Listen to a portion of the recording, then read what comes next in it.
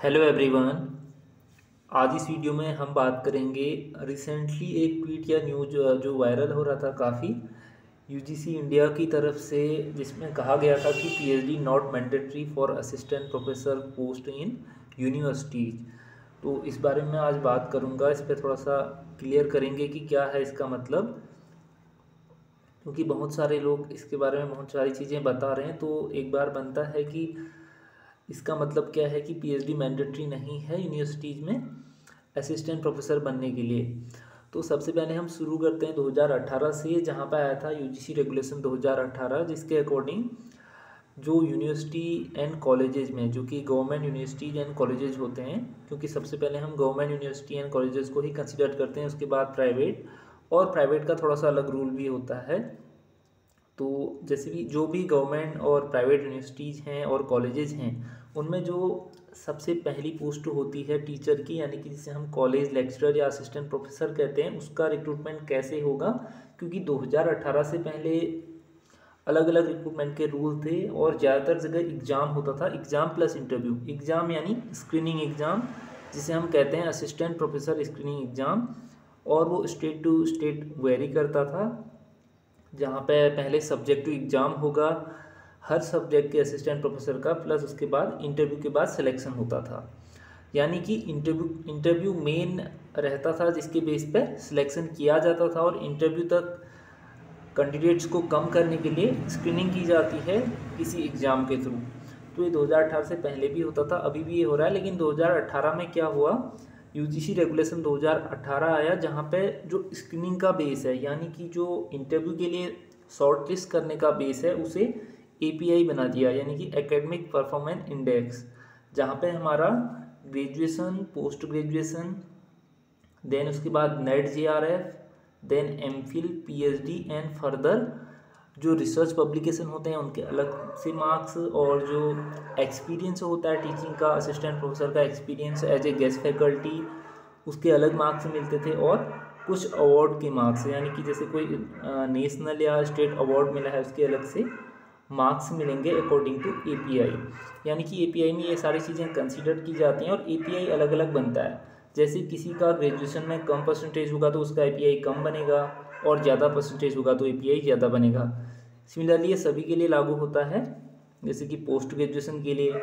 लेकिन net JRF के marks fix होंगे, क्योंकि जिसका नेट क्वालिफाइड होगा तो उसे फिक्स मार्क्स मिलेंगे, और जेआरएफ होगा तो उतने मार्क्स मिलेंगे। सिमिलरली पीएचडी का मार्क्स यहाँ पर 25 to 30 था।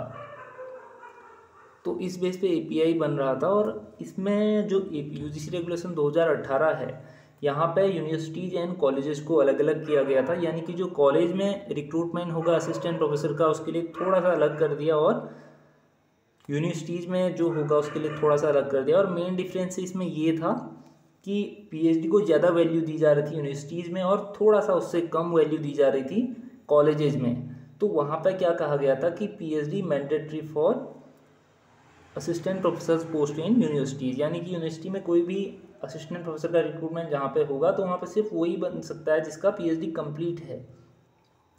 केवल नेट पास नहीं बन सकता वहाँ पे, नेट जेआरएफ पास, क्योंकि यूनिवर्सिटी ऐसी चीज़ है जहाँ पर पीएचडी मैंडेटरी कर दिया गया है। ये 2018 रेगुलेशन में बोला गया था।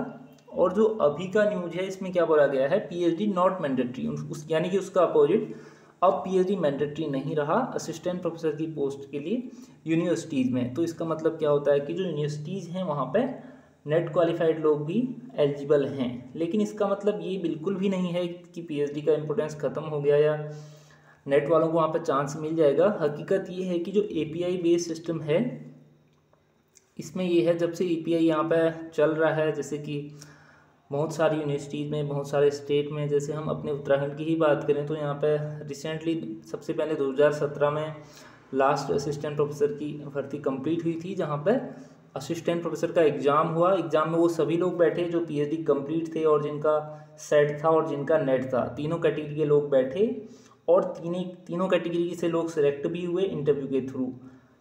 लेकिन अभी 2021 में जो रिक्रूटमेंट प्रोसेस चल रही थी, वहाँ पे क्या हुआ कि स्क्रीनिंग एपीआई बेस्ड कर दी गई, और इंटरव्यू में केवल वो लोग ही जा पाए जिनका एपीआई ठीक ठाक था। तो इसका सीधा सा मतलब होता है कि एपीआई में सबसे पहले वो जाएंगे जिनका एपीआई ठीक होगा। और एपीआई सबसे अच्छा किसका होगा, जिसका पीएचडी होगा ही होगा, क्योंकि पीएचडी का वेटेज कितना है कॉलेजेस के लिए 25 मार्क्स, जबकि नेट जेआरएफ का 8 से 10। तो जो मास्टर्स प्लस नेट जेआरएफ है उसका एपीआई जो मास्टर्स प्लस पीएचडी है उससे काफ़ी कम होगा। तो यानी कि सिर्फ नेट वाला उससे काफ़ी पीछे हो जाएगा, क्योंकि कंपटीशन इतना है, बहुत सारे कैंडिडेट्स होते हैं और जो स्क्रीनिंग का सीट्स होता है 3 टाइम लेते हैं, 4 टाइम या 2 टाइम, तो वो फिल हो जाता है कम्प्लीटली। तो यहाँ पे कुछ टॉप के लोग ही सिलेक्ट होते हैं, यानी कि सिर्फ जो एमएससी या एमए नेट है वो आगे इंटरव्यू की प्रोसेस के लिए नहीं जा पाता एपीआई में।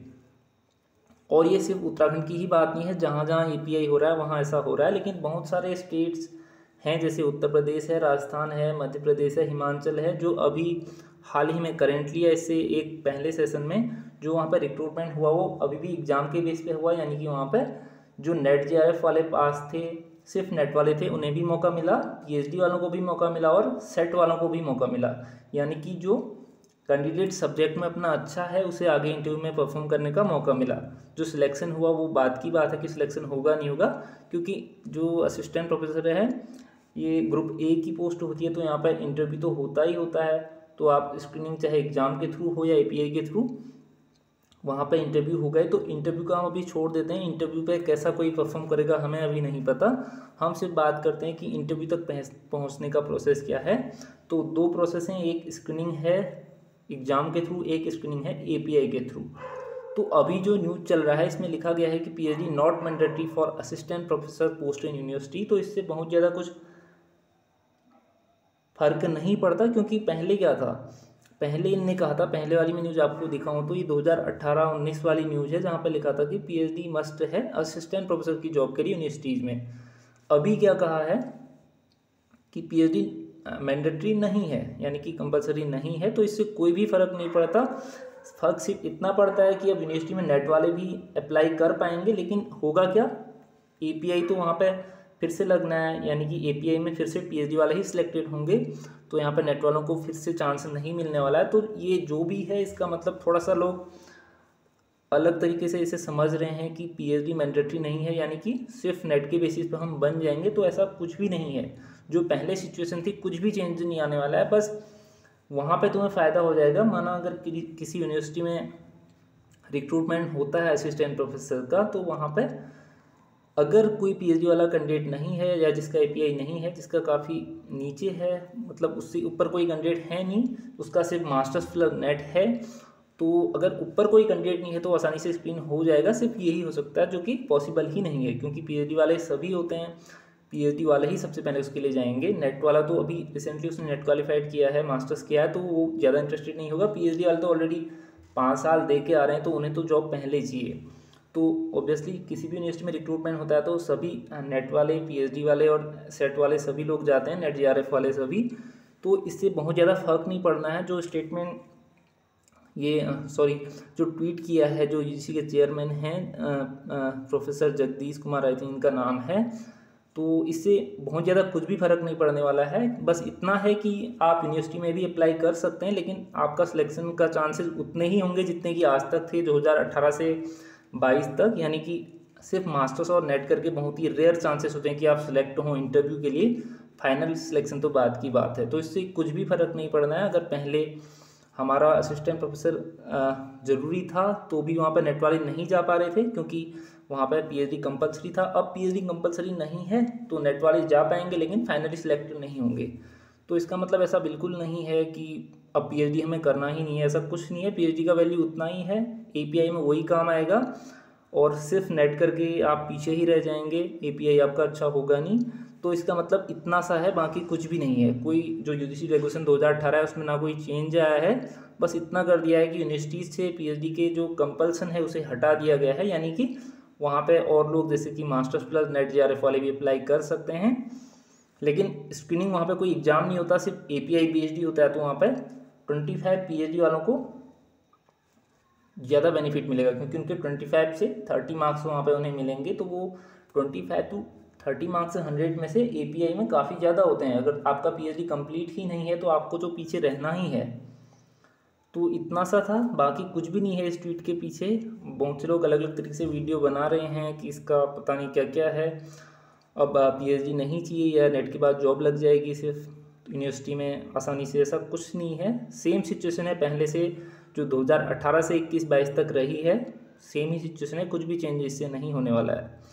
तो इस वीडियो में बस इतना ही। बाकी अगर आपको कुछ पूछना होगा या कुछ भी मैंने गलत बोला होगा या आपको समझ में नहीं आया होगा तो आप कमेंट्स में पूछ सकते हैं, मैं दूसरा वीडियो बना सकता हूँ। तो इस वीडियो में इतना ही। Thanks for watching this video.